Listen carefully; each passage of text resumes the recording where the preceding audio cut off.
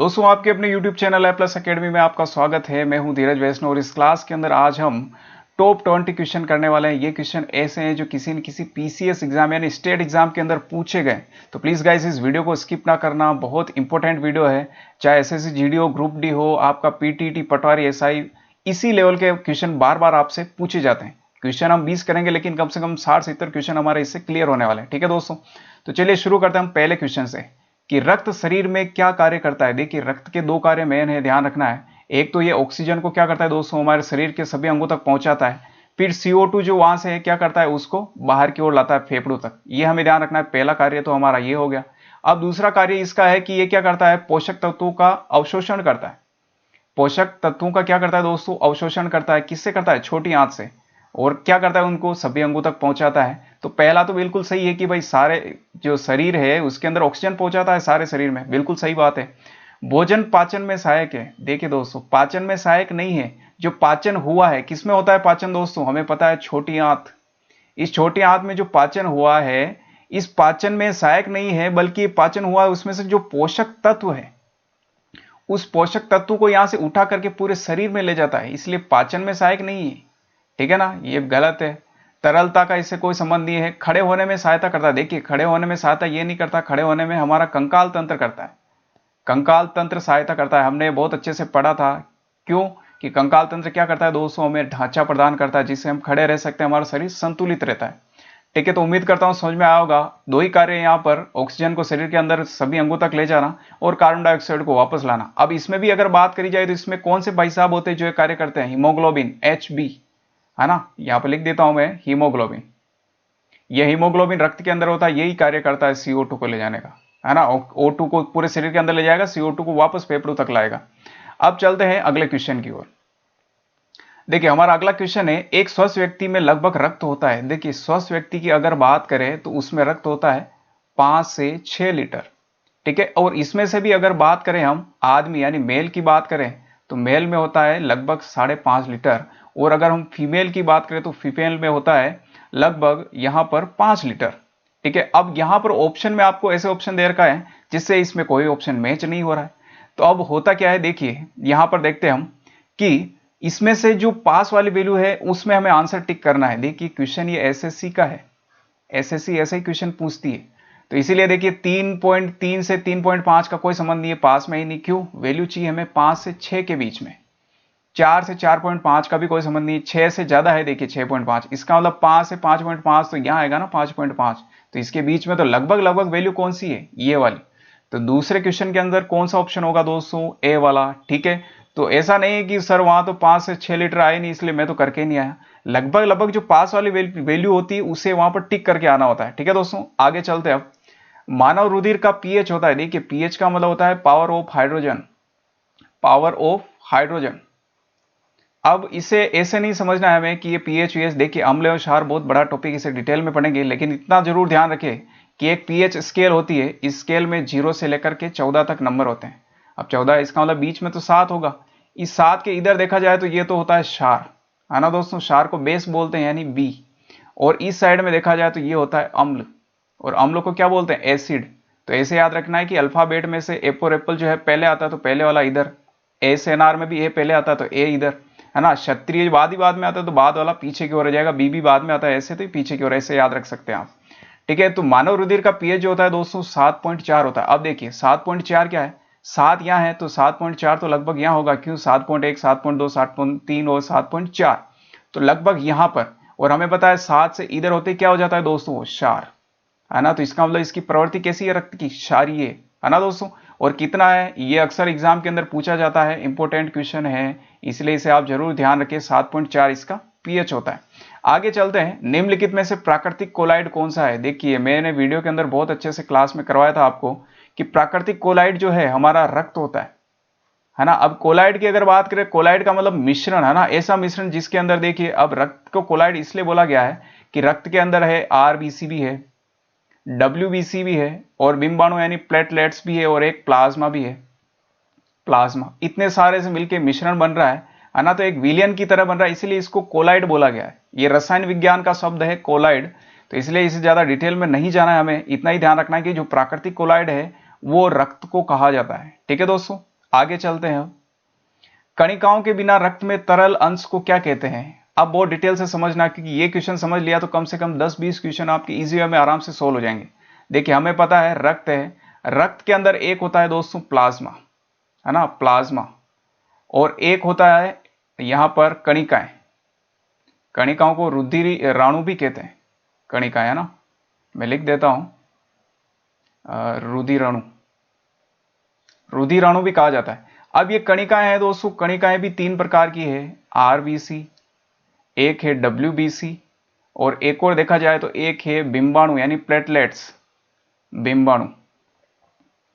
अब इसके अंदर ये बोल रहा है कणिकाओं के बिना रक्त में तरल अंश कौन सा है? देखिए कणिकाएं तो हमें पता है ये हो गई, अब इसके बिना आपको कौन सा भाग दिख रहा है रक्त में? ये प्लाज्मा ही तो दिख रहा है दोस्तों, तो इसका मतलब क्या हो जाएगा इसमें? प्लाज्मा।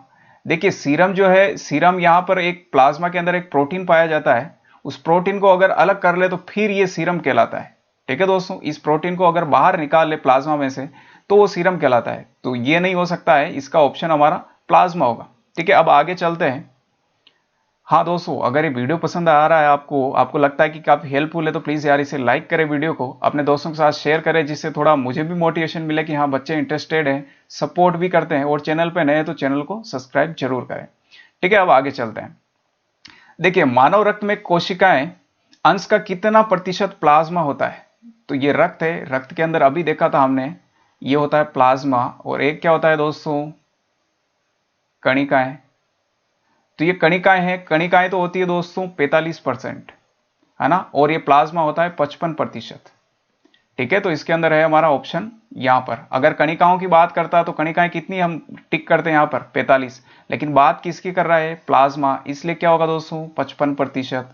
तो ये वाला नहीं होके 55% होगा। चलते हैं आगे। अब एक हल्के पीले रंग का तरल पदार्थ है जो रक्त के आयतन का लगभग 55% होता है। अभी देखा था हमने, देखिए पीछे ये 55% कौन है? प्लाज्मा ही तो है, प्लाज्मा ही बात कर रहा है। क्यों? क्योंकि प्लाज्मा जो है हल्का पीला होता है, हल्का पीला होता है, हल्का पीला द्रव होता है।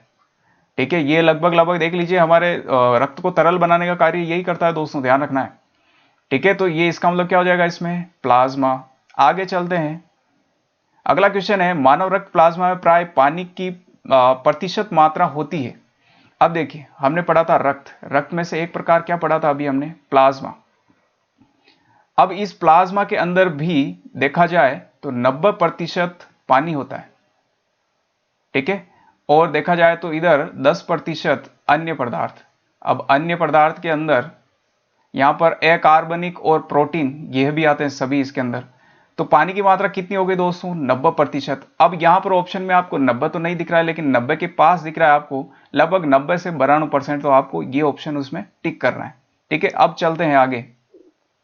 मानव रुधिर में कोलेस्ट्रॉल का सामान्य स्तर, देखिए कोलेस्ट्रॉल के बारे में बात कर रहा है, हमने पहले ही लेक्चर के अंदर ये कोलेस्ट्रॉल के बारे में बात करी थी, है ना। ये ग्राम पर डेसीलीटर के में मापा जाता है इसे। ठीक है ना, ग्राम पर डेसीलीटर। अगर डेसीलीटर की बात करें तो इतना सा होता है, लगभग डेसीलीटर। ठीक है, तो ये कोलेस्ट्रॉल की मात्रा दोस्तों हमारे शरीर में 200 ग्राम पर डेसीलीटर होनी चाहिए। अगर इससे ज्यादा है, कहां आ गए हम? हाँ, देखिए दोस्तों, अगर इससे ज्यादा है, मान लीजिए इससे ज्यादा है मात्रा, तो होता क्या है ये देखिए। कोलेस्ट्रॉल समझते पहले, कोलेस्ट्रॉल क्या होता है? कोलेस्ट्रॉल एक तरह का हमारे अंदर ये वसा का ही रूप है, यानी कि ये तरल वसा होती। जैसे बादाम मूंगफली कुछ खाते हैं हम, तो उसके अंदर एक तो वसा है और एक तरल वसा होती है। अगर ये ज्यादा हो जाने पर ये हमारे हृदय के अंदर जम जाती है, और जम जाने पर हृदय की जो नलियां हैं वो क्या हो जाती है? ब्लॉक हो जाती है। ब्लॉक होने से रक्त रुक जाता है और आदमी की जो है मृत्यु हो सकती है। तो इसीलिए दोस्तों ये जो कोलेस्ट्रॉल है इसका सामान्य जो मापन है वो हमारे शरीर के अंदर 200 ग्राम पर डेसीलीटर होना चाहिए, है ना। ये एसएससी का क्वेश्चन है, बार बार पूछा जाता है दोस्तों, पीसीएस के अंदर भी पूछा गया है। ठीक है ना, शायद एमपी पीसीएस है या यूपी पीसीएस, मुझे इतना नहीं पता है। तो इसीलिए इसे थोड़ा ध्यान रखना है कि कोलेस्ट्रॉल की मात्रा 200 ग्राम पर डेसीलीटर होनी चाहिए। आगे चलते हैं, वयस्क पुरुष में आरबीसी की संख्या होती है। देखिए इसे 3-4 क्वेश्चन हम कवर करेंगे। अब आरबीसी की बात कर रहा है, देखिए रक्त है, रक्त के अंदर हमें पता है क्या क्या है, एक तो प्लाज्मा है, तो प्लाज्मा की बात हमने कर ली है। एक होता है इसके अंदर आरबीसी, एक होता है डब्ल्यूबीसी, और एक होता है दोस्तों बिंबाणु। ध्यान से समझना, देखिए इसे 5-6 क्वेश्चन क्लियर होंगे कम से कम आपके। रक्त है, रक्त के अंदर आरबीसी की मात्रा कम से कम 50 लाख होती है। ठीक है दोस्तों। और अगर डब्ल्यूबीसी की बात करें तो डब्ल्यूबीसी जो है 10,000 होती है, 10,000। और बिंबाणु की बात करें तो बिंबाणु 2 लाख होते हैं। और इनका अगर जीवन काल की बात करें तो आरबीसी का जीवन काल जो है 120 दिन का होता है, डी यानी डेज है ना। और डब्ल्यूबीसी की बात करें तो 4 दिन है ना, जीने के हैं 4 दिन, बाकी सब बेकार दिन, ये डब्ल्यूबीसी पे अलाउ होता है, अप्लाई होता है। और बिंबाणु की बात करो तो बिंबाणु लगभग 10 दिन जीवन काल होता है। ठीक है दोस्तों, तो क्या सीखा हमने कि आरबीसी की जो संख्या कितनी है 50 लाख, फिर डब्ल्यूबीसी की 10,000, बिंबाणु की 2 लाख। तो इसका मतलब सबसे ज्यादा किसकी है दोस्तों, आरबीसी की है, आरबीसी। उससे कम किसकी है यहां पर, बिंबाणु, क्योंकि बिंबाणु में 2 लाख है। और उससे भी कम किसकी है दोस्तों, डब्ल्यूबीसी। तो ये ऐसी सीरीज भी कभी कभार पूछी जा सकती है, तो आपको ध्यान रखना है। ठीक है, तो इसका मतलब यहां देखिए अब मिलियन में दे रखा है। अगर आपको मिलियन का नहीं पता हो तो मैं आपको बता दूं, यूट्यूबर को तो बहुत अच्छे से पता होता है कि भाई 10 लाख जो है, 10 लाख को 1 मिलियन कहा जाता है। तो यहां पर देखिए आरबीसी कितना है 50 लाख। तो यहां पर 1 मिलियन को अगर हम 10 लाख कह रहे हैं तो 50 लाख को क्या कहेंगे, 5 मिलियन, 5 मिलियन। अब यहां पर देखिए 5 मिलियन के आसपास कौन सी संख्या है देखा जाए तो 5 मिलियन के आसपास देखिए 5.4 है। 5.5 तो उससे थोड़ा दूर हो जाता है ना दोस्तों। तो इसीलिए यहां पर 5.4 ये मिलियन हमें टिक करना होगा। देखिए आजकल का जो न्यू पैटर्न है, इस न्यू पैटर्न में ऐसे क्वेश्चन आते हैं, आपको एग्जैक्ट वैल्यू नहीं देते हैं, एग्जैक्ट वैल्यू के आसपास की वैल्यू देते हैं। जैसे वो आपको परखते हैं कि क्या इस बालक को वाकई आता है नहीं आता है, क्वेश्चन अटेम्प्ट करना भी आता है नहीं आता है इसे। तो इसलिए जो रट के जाएगा वो तो यही सोचता रह जाएगा कि भाई यहाँ तो हमने 50 लाख पढ़ा, कहाँ गए 50 लाख, 50 लाख का तो 5 मिलियन, तो ना तो यहाँ पे 5 मिलियन है। ऐसा नहीं है, हमें उसके आसपास की वैल्यू को टिक करना पड़ता है। ठीक है दोस्तों, अब चलते आगे। अब एक और है, रक्त की उत्पत्ति कहाँ होती है ना, रक्त की उत्पत्ति की बात कर रहा है। तो ये बोल रहा है कि फेफड़े में। भाई फेफड़े में तो क्या होता है, ऑक्सीजन आती जाती, कार्बन डाइऑक्साइड, इसका तो यही काम है, एक तरह का ड्रम मान सकते हैं इसे आप, है ना, एक ड्रम मान सकते हैं, जो क्या करता है, ऑक्सीजन अंदर जाएगी, कार्बन डाइऑक्साइड बाहर निकलेगी। अस्थि मज्जा में है ना दोस्तों, ध्यान रखना है हमें, अस्थि मज्जा के अंदर क्या होता है, रक्त की उत्पत्ति यानी इसका निर्माण होता है। छोटा जो बच्चा होता है, छोटा बच्चा, उस छोटे बच्चे के अंदर अस्थि मज्जा, आप देखिए हड्डियां तो बनती नहीं है, क्योंकि अस्थि मज्जा कहाँ होती है दोस्तों, हड्डी के अंदर। अब उसमें हड्डियां नहीं बनती तो उसके भ्रूण जब वो 9 महीने का होता है तब उसके यकृत में, है ना दोस्तों, यकृत में उसके क्या है, खून का निर्माण होता है, रक्त का निर्माण होता है। तो अब आगे चलते हैं, अब इसके बाद चलते हैं आगे हम। हाँ, इसके अंदर यकृत दे रखा है, लेकिन सबसे प्रायोरिटी अगर यहाँ उपयुक्त दोनों होता तो हम दोनों लगाते हैं, लेकिन सबसे ज्यादा इंपॉर्टेंट इसमें कौन सा हो जाएगा, अस्थि मज्जा। ठीक है, अब आगे चलते हैं। लाल रक्त कोशिकाओं के निर्माण के लिए शरीर का कौन सा अंग जिम्मेदार है। अब लाल रक्त की बात करो यार, किसी की भी बात करो, हमें पता है कि ये यहां पर लाल रक्त, ये कोशिकाएं किसमें होती है, रक्त के अंदर होती है, रक्त में आरबीसी होती है। अब जब इसका निर्माण हो रहा है, इसका मतलब रक्त का निर्माण हो रहा है, इसका मतलब क्या है, लाल अस्थि मज्जा। ठीक है ना दोस्तों, तो लाल अस्थि मज्जा हमें ध्यान रखना है। हाँ, वहां आपको नीली अस्थि मज्जा, सफेद अस्थि मज्जा, ऐसे भी क्वेश्चन आता है, मैंने देखा है ऑप्शन के अंदर, तो हमें ध्यान रखना है लाल अस्थि मज्जा ही हमें ध्यान रखना है उसमें। अब आगे चलते हैं अगले क्वेश्चन पर। निम्नलिखित में से कौन मानव शरीर के विभिन्न अंगों का ऑक्सीजन वाहक है। अब ऑक्सीजन वाहक की बात कर रहा है, ऑक्सीजन वाहक हमें पता है, देखिए फिर से समझ लीजिए, रक्त के अंदर दोस्तों क्या होता है, आरबीसी, और इस आरबीसी के अंदर भी क्या होता है, हीमोग्लोबिन। और ये हीमोग्लोबिन भाई साहब मैंने शुरू वाले क्वेश्चन बताया था कि ऑक्सीजन को तो शरीर के अंदर ले जाता है और शरीर के बाहर किसको लेके आता है, CO2 को। समझ में आया दोस्तों आपको। तो ये हीमोग्लोबिन किसके अंदर पाया जाता है, आरबीसी यानी लाल रक्त कणिकाओं के अंदर। तो ये लाल रक्त कणिका हो जाएगा इसमें।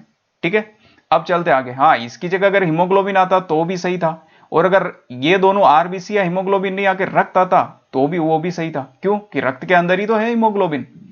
अब चलते आगे। उम्मीद करता हूं दोस्तों समझ में आ रहा होगा। प्लीज यार अगर समझ में आ रहा है तो प्लीज से लाइक करें सेशन को, जिससे थोड़ा मोटिवेशन मिलता रहे मुझे, है ना। लाइक करने के दोस्तों पैसे वैसे नहीं मिलते। बहुत अधिक ऊंचाई पर मनुष्य की लाल रुधिर कणिकाओं का आकार छोटा हो जाता है, घट जाता है। देखिए सबसे सिंपल है, आकार अगर ऊंचाई बढ़ रही है तो आपको यह ध्यान रखना है कि उसका आकार भी बढ़ रहा है। आकार भी क्या हो रहा है दोस्तों, बढ़ रहा है, ये हमें ध्यान रखना है। अब आप इसको यूं समझ सकते हैं कि ये एक बालक है, मान लीजिए ये एक पहाड़ है, इस पहाड़ के ऊपर एक बालक है, ये रह रहा है। तो ये बालक अब क्या है, ऊंचाई पर है, इसके शरीर के अंदर रक्त है, रक्त के अंदर आरबीसी है। अब इस पे प्रेशर, जो वायुमंडल का प्रेशर है ऊपर से कम पड़ रहा है। क्यों, बाकी मनुष्य नीचे रहते हैं तो नीचे ज्यादा प्रेशर पड़ता है। अब इस पे दाब कम है तो रक्त के ऊपर दाब कम हो रहा है, जिससे ये मान लीजिए कि ये जो है आरबीसी फूल रही है ना, बड़ी हो रही। तो आप इस कंसेप्ट से याद रख सकते हैं। तो आरबीसी का आकार दोस्तों क्या होता है, बढ़ता है, तो आकार बढ़ता है। ठीक है, आगे चलते हैं। एक स्थिति है जिसमें रक्त में लाल कोशिकाओं की या हीमोग्लोबिन की कमी होती है। देखिए जब जब, अब मैं थोड़ा सा आपको फिर से डिटेल में बताता हूं जिससे आपकी कंफ्यूजन नहीं रहेगा। देखिए रक्त है, रक्त के अंदर हमने पढ़ा हुआ है अच्छे से आरबीसी है। आरबीसी में क्या है दोस्तों, हीमोग्लोबिन है। और हीमोग्लोबिन भाई साहब के अंदर क्या है, लौह तत्व, लौह तत्व। अब मान लीजिए इस लौह तत्व की अगर कमी हो जाती है शरीर के अंदर, तो ये, अब देखिए ध्यान से सुनना, लौह तत्व कम है तो हीमोग्लोबिन भी कम है। अब हीमोग्लोबिन कम है तो आरबीसी भी कम है, आरबीसी कम है तो रक्त भी कम है। आप बोलेंगे सर आरबीसी कम होने से क्या फर्क पड़ता है सर, इसके अंदर तो सर डब्ल्यूबीसी भी तो है, बिंबाणु भी तो है। लेकिन इस रक्त के अंदर देखा जाए तो कम से कम आरबीसी जो है 90% होती है, यानी कि ये डब्ल्यूबीसी बिंबाणु इनके सामने कुछ नहीं होते हैं। अब 90% वाले भाई साहब ही अगर कम है तो मुझे बताओ रक्त कम हुआ कि नहीं हुआ, हुआ है। और रक्त कम होता है, ऐसी स्थिति को कहा जाता है दोस्तों एनीमिया। ठीक है ना, ध्यान रखना है, खून की कमी को कहा जाता है एनीमिया। तो इसीलिए हीमोग्लोबिन की कमी से कौन सा रोग होता है, एनीमिया। अगर आपको वहां दे दे रक्त की कमी से तो भी एनीमिया, क्योंकि रक्त के अंदर ही हीमोग्लोबिन है। अब आगे चलते हैं, निम्नलिखित में से किसको लाल रक्त कोशिकाओं की कब्रगाह या कब्रिस्तान कहा जाता है। अब देखिए दोस्तों ध्यान से समझना इसे। एक होता है ये पलिहा। देखिए पलिहा क्या चीज है मैं बताता हूं। पलिहा क्या करता है, एक तो इसे ब्लड बैंक भी बोलते हैं, ब्लड बैंक, यानी ब्लड का क्या करता है दोस्तों, संग्रहण करके रखता है, संग्रहण। अब आप बोलेंगे सर ये पलिहा होता कहां है, ये हमारी जो आमाशय है, ये हमारा आमाशय है मान लीजिए, इस आमाशय के पीछे की ओर यहां पर होता है ये पलिहा। ठीक है दोस्तों, तो एक तो ब्लड बैंक यानी ब्लड का, रक्त का संग्रहण करके रखता है। दूसरा है कि आरबीसी का कब्रिस्तान है, आरबीसी यहां आकर के मरता है, ये इसे क्या करता है, पाचित करता है। आरबीसी मरती है, आरबीसी हमें बताया जीवन काल 120 दिन ही होता है। एक कोशिका बन गई आरबीसी, 120 दिन बाद मरना है उसे। मरने के बाद ये प्लीहा क्या करता है उसे, ये प्लीहा बोलता है कि मेरे पास आ जाओ, इसे क्या करता है, फिर ये संग्रहित करके इसे नष्ट कर देता है। अब इसका कारण क्या है दोस्तों, देखिए लाल रक्त कोशिकाएं, ध्यान से सुनना, ये जो आरबीसी है, इस आरबीसी के अंदर ना तो केंद्रक पाया जाता है, केंद्रक नहीं पाया जाता, और लाइसोसोम भी नहीं पाया जाता है। लाइसोसोम मैं यहां लिख देता हूं, लाइसोसोम। अब ये लाइसोसोम कितना इंपॉर्टेंट है, आप देखिए इधर, लाइसोसोम का कार्य होता है कि कोई भी मृत कोशिका है उनका क्या करता है, पाचन करता है, मृत कोशिका का पाचन करता है। खुद सोचिए कि जब ये लाइसोसोम इसके अंदर है ही नहीं, है ना, आरबीसी में ना तो केंद्र होता है दोस्तों, ना ही लाइसोसोम होता है। अब यानी लाइसोसोम नहीं है, खुद कोशिका मर गई तो इसे पचाने वाले कोई नहीं है। क्यों, कि लाइसोसोम भाई साहब जिस कोशिका में रहते हैं उसका पाचन कर लेते हैं मरने के बाद। लेकिन अब आरबीसी के अंदर ये लाइसोसोम है ही नहीं, तो इसका पाचन कौन करेगा, ऐसे ही घूमती रहेगी शरीर में। तो फिर ये पलिहा भाई साहब खड़े होते हैं, पलिहा भाई साहब बोलते हैं कि मेरे पास आने दीजिए, मैं इसको क्या करूंगा, यहीं पे दफना दूंगा, यानी कि यहीं पे इसे खत्म कर दूंगा। इसीलिए इसको आरबीसी का कब्रिस्तान कहा जाता है। अक्सर ये क्वेश्चन जो है पूछा जाता है दोस्तों, ठीक है ना, वेरी इंपॉर्टेंट है। थोड़ा बोलने में समस्या आ रही है, थोड़े छाले हो रहे हैं ना, तो आप थोड़ा कोऑपरेट करें दोस्तों। ठीक है, अब आगे चलते हैं। तो इसका मतलब कौन सा हो जाएगा दोस्तों, पलिहा। ब्लड बैंक के नाम से भी जाना जाता है, ध्यान रखना है पलिहा को। मानव शरीर का रक्त बैंक कहलाता है, ये देखिए क्वेश्चन ही आ गया यहाँ पर, है ना, क्या कहलाता है दोस्तों, पलिहा, है ना, पलिहा के अंदर जाके संग्रहित रहता है। हाँ, इसके अंदर एक हृदय वाला ऑप्शन आता है कि भाई हृदय है, तो दोस्त मतलब बच्चों को लगता है कि भाई हृदय वाला ऑप्शन सही है। इसके अंदर भाई हृदय का काम एक मोटर का कार्य है। मोटर के अंदर क्या, इधर से पानी आएगा इधर जाएगा, इसी प्रकार रक्त को ये लाएगा शुद्ध को ये शरीर के अंदर फैला देगा, यही कार्य है इसका, है ना, हृदय का, और कुछ नहीं। पंप करने का कार्य होता है रक्त को, तो इसलिए पलिहा जो है इससे संग्रहित करके रखती है। अब आगे चलते हैं अगले क्वेश्चन पर। रक्त में कुछ निश्चित कोशिकाओं की उपस्थिति के कारण रक्त का थक्का बनता है, जो कहलाती है। देखिए अब रक्त का थक्का बनने का काम कौन करता है, बिंबाणु। ध्यान रखना है दोस्तों, बिंबाणु। अब ये बिंबाणु क्या करता है दोस्तों, जैसे ही मान लीजिए यहां पर आप हैं, आपको कोई सुई चुभो करके चला गया। अब सुई चुभो के चला गया तो ऐसा होना चाहिए ना, फिर क्या हो गया रे, हाँ ऐसा होना चाहिए कि भाई इस प्रकार से आपकी ये रक्त जो है इस प्रकार से बाहर की ओर जाना चाहिए। जिस प्रकार एक पाइप होता है फूट जाता है, उससे ऐसे पानी बाहर निकलता है, ऐसे चला जाना चाहिए, लेकिन नहीं जाता है। कुछ 1-2 मिनट के बाद क्या होता है, ऊपर की ओर जम जाता है, गाढ़ा हो जाता है। तो ये गाढ़ा करने का कार्य कौन करता है, बिंबाणु। बिंबाणु यानी प्लेटलेट्स, है ना। प्लेटलेट्स से आपको ध्यान रखना है कि प्लेटलेट्स बिंबाणु को ही बोला जाता है। अभी पढ़ा है हमने दोस्तों, इसका जीवन काल कितना होता है, 10 दिन होता है। हमारे शरीर में कितना होता है, 2 लाख होता है ना। इस प्रकार से हमें रिविजन करना है। ठीक है, अब आगे चलते हैं। हाँ, श्वेत की बात करें, श्वेत कितना होता है दोस्तों, 10,000 ही होती है हमारे शरीर के अंदर, और इसका जीवन काल जीने के हैं 4 दिन, 4 डेज। लाल रक्त की कितना, 120 दिन। टोटल कितनी होती है, 50 लाख। ठीक है, उम्मीद करता हूं आपको अब याद भी हो गए होंगे। अब आगे चलते हैं। निम्नलिखित में से कौन सा एंजाइम रक्त का थक्का बनाने के लिए आवश्यक है। देखिए, ये एंजाइम की बात कर रहा है वापस, पेप्सिन, रेनिन, बिंबाणु, है ना। तो ये बिंबाणु है, बिंबाणु ही इसमें राइट होगा, क्योंकि बिंबाणु के अंदर ही एक एंजाइम होता है ना। बिंबाणु नाम से ही करके ऐसा कुछ होता है, बिंबाणु नाम से ही, है ना। तो ब्रिम्बोसाइट करके ऐसा कुछ नाम होता है दोस्तों इसका। ठीक है, तो ऑप्शन के अंदर इसमें करेक्शन करना है थोड़ा, क्योंकि एग्जाम के अंदर ही यही आया हुआ था उस टाइम पे। ठीक है, लेकिन उसमें जो अगर देखा जाए तो ये वाला ही था। अगर पेप्सिन और रेनिन की बात करें तो ये किस में होता है दोस्तों, हमारे आमाशय में। हमने पाचन तंत्र के अंदर पढ़ा था, आमाशय के अंदर होता है पेप्सिन और रेनिन। पेप्सिन जो प्रोटीन को किसमें, एमिनो अम्लों में बदलता है, और रेनिन क्या करता है दोस्तों, दूध को दही में बदलने का कार्य करता है। ठीक है, अब आगे चलते हैं। तो इसके अंदर कौन सा ऑप्शन होगा, बिंबाणु। अब बात करते हैं अगले क्वेश्चन की, हीमोग्लोबिन की निम्नलिखित में से किसके साथ उच्चतम समानता है। उच्चतम समानता का मतलब है दोस्तों दोस्ती। दोस्ती यानी कि हीमोग्लोबिन, अब देखिए समझना मेरी बात को, हीमोग्लोबिन क्या करता है, हमें पता है ये रक्त के अंदर होता है। अब रक्त के अंदर होता है और ये किसको, ऑक्सीजन को कहां ले जाता है दोस्तों, हमारे शरीर के अंदर। लेकिन होता यूं कि जब मान लीजिए आप किसी कारखाने से गुजर रहे हैं, ये मान लीजिए एक कारखाना है, इससे आप गुजर रहे हैं, इससे बाहर की ओर मान लीजिए गैस निकल रही है। मान लीजिए वो गैस है CO, सी का मतलब है कार्बन, और यहां ऑक्सीजन का सिर्फ एक अणु है, इसलिए इसको बोला जाता है मोनो, कार्बन मोनोऑक्साइड, है ना। ओ को ऑक्साइड बोलते हैं, ऑक्सीजन को ऑक्साइड। तो ये पूरा इसका नाम है CO का, कार्बन मोनोऑक्साइड। अब इससे बड़ी इसकी दोस्ती है हीमोग्लोबिन की। आप फैक्ट्री की तरफ जाइए, अगर ये क्या करता है, आपको ऑक्सीजन है वातावरण में, उसको तो नहीं खींचता है, ये नाक के अंदर किसको खींच लेता है, CO को। यानी कि ऑक्सीजन को बोलता है तू दूर हट, दूर हट, मेरा दोस्त आ गया, कार्बन मोनोऑक्साइड। हमारे शरीर के लिए ध्यान रखना है दोस्तों, बहुत ज्यादा हानिकारक है। गाड़ियों के अंदर से निकलने वाली, पीछे साइलेंसर से जो धुआं निकलता है उसमें कार्बन मोनोऑक्साइड ही होता है, CO।